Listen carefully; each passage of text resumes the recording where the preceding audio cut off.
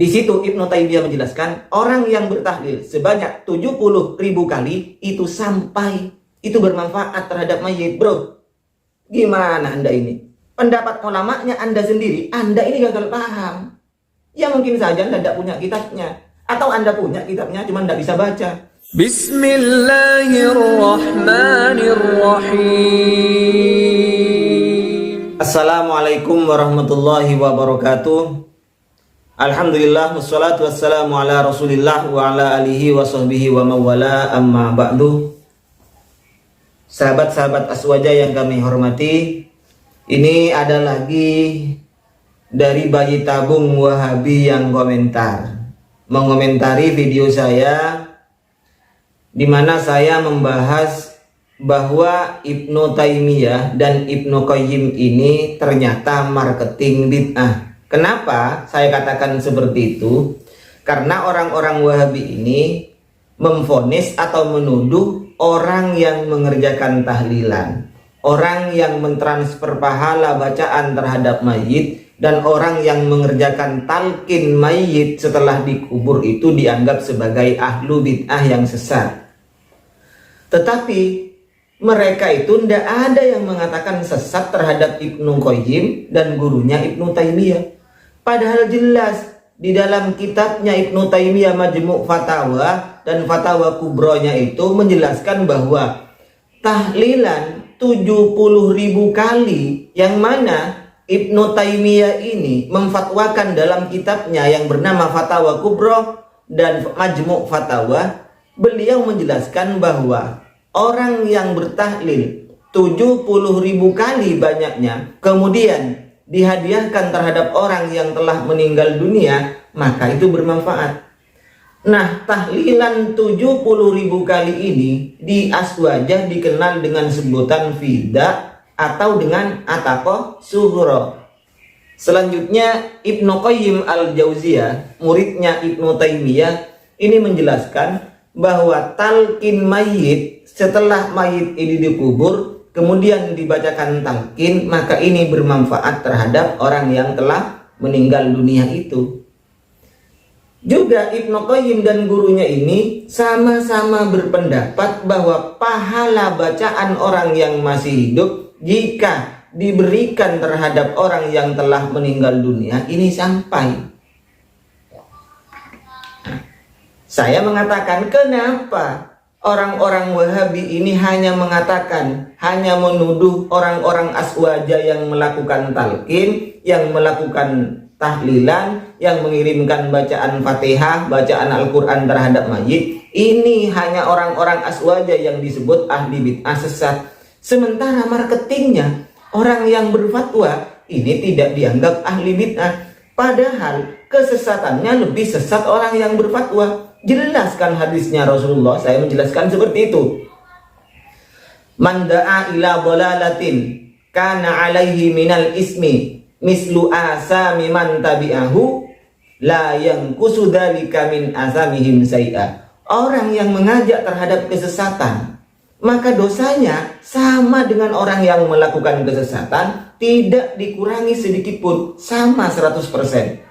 Jadi orang yang bertahlilan, orang yang mengadakan talqin mayit, orang yang mentransfer pahala bacaannya terhadap mayit, ini dianggap sebagai ahli bid'ah dan mendapatkan dosa 10 misalnya, maka orang yang berfatwa juga mendapatkan dosa 10 juga, sama. La yanqusu dzalika min athamihim syai'an. Tetapi lebih parah orang yang berfatwa. Kenapa lebih parah? Karena kalau saya hanya bertahlil, dosanya ya satu saja, saya ini. Tetapi Ibnu Qayyim al-Jauziyah dan Ibnu Taimiyah itu berfatwa diikuti oleh jutaan orang. Bagaimana dia akan menanggungnya? Saya menjelaskan seperti itu di konten saya. Sudah jelas bahwa Ibnu Qayyim dan Ibnu Taimiyah ini melegalkan acara tahlilan, kirim doa, transfer pahala, dan talqin mayit.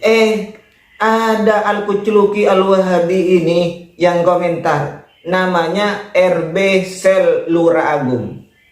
RB ini kalau di Madura namanya Raden Bagus, keturunan kerajaan. Jadi kalau keturunan kerajaan di Sumeneb di Madura ini disebut RB, Raden Bagus. Sel ini adalah seluler, berarti counter. Lurah Agung, lurah yang agung berarti. Apa isi komentarnya? Agama itu dipahami dengan Al-Quran dan Sunnah, bukan dengan otakmu, bro. Bro, ngawur. Mas RB Sel, benarkah Anda memahami agama dengan Al-Quran dan hadis? Hah? Benar. Kalau benar, saya tantang Anda. Yang saya bahas itu pendapat ulama Anda. Pendapat Ibnu Taimiyah dan Ibnu Qayyim. Paham, bro? Itu pendapatnya Ibnu Qayyim dan pendapatnya Ibnu Taimiyah yang saya bahas di konten itu. Bukan isinya Al-Quran atau hadis, bro. Berarti Anda mengatakan, secara tidak langsung Anda mengatakan Ibnu Taimiyah dan Ibnu Qayyim ini tidak menggunakan Al-Quran dan hadis sebagai rujukannya, tapi menggunakan otaknya sendiri. Iya kan? Karena Ibnu Qayyim dan gurunya Ibnu Taimiyah ini menjelaskan seperti itu. Boleh talqin, boleh tahlilan, boleh kirim Fatihah. Kalau Anda tak percaya, silahkan buka kitabnya Majmu' Fatawa Ibnu Taimiyah, Fatawa Kubra Ibnu Taimiyah. Kemudian baca kitabnya Ibnu Qayyim. Apa? Kitab Ar-Ruh. Mudah-mudahan Anda punya. Kalau punya, mudah-mudahan Anda bisa membaca. Kalau Anda bisa membaca, mudah-mudahan Anda paham, tidak gagal paham, ya. Kalau Anda terima, ayo silakan buktikan. Saya siap kapan saja Anda. Silakan buat konten bantah saya bahwa Ibnu Taimiyah dan Ibnu Qayyim ini melarang talqin mayit, mengatakan pahala bacaan tidak sampai. Ibnu Taimiyah melarang tahlilan. Silakan buat. Saya tunggu kontennya Anda ini. Jangan hanya bicara ngawur seperti ini. Anak TK juga bisa kalau seperti ini, bro. Selanjutnya di komentar berikutnya Anda ini komentar kayak sampah. So ilmiah nih yang ngomongnya. Taunya cuman itu. Jadi ngejelekin dua imam. Mas RB, saya bukannya ngejelekin Ibnu Taimiyah dan Ibnu Qayyim. Saya menyampaikan pendapatnya. Saya menyampaikan pendapat Ibnu Qayyim dalam kitabnya Ar-Ruh. Anda punya apa enggak kitab Ar-Ruh? Kalau Anda memang pengagum Ibnu Taimiyah, pengagum Ibnu Qayyim Al-Jauziyah, beli dong. Silahkan beli. Koleksi kitab-kitab ulama Anda itu. Beli kitab Ar-Ruh. Baca di kitab Ar-Ruh itu. Di situ Ibnu Qayyim jelas menjelaskan bahwa talqin mayit bermanfaat. Pahala bacaan orang yang masih hidup sampai, bro. Ibnu Taimiyah dalam kitabnya Al-Fatawal Kubra karangan Ibnu Taimiyah dan juga di Majmu' Fatawanya itu, di situ Ibnu Taimiyah menjelaskan orang yang bertahlil sebanyak 70.000 kali itu sampai, itu bermanfaat terhadap mayit, bro. Gimana Anda ini? Pendapat ulamanya Anda sendiri, Anda ini gagal paham. Ya mungkin saja Anda tidak punya kitabnya, atau Anda punya kitabnya cuma tidak bisa baca. Atau bisa baca cuman nggak ngerti alias gagal paham. Jangan komentar asal-asalan seperti ini. Komentar kayak anak kecil, komentar kayak sampah seperti ini, sahabat bro. Kalau Anda memang intelek, orang yang pintar, jamaah Wahabi yang mewakili seluruh Wahabi, artinya Anda ini orang yang terpintar dari seluruh jamaah Wahabi, maka bantahlah dengan ilmiah.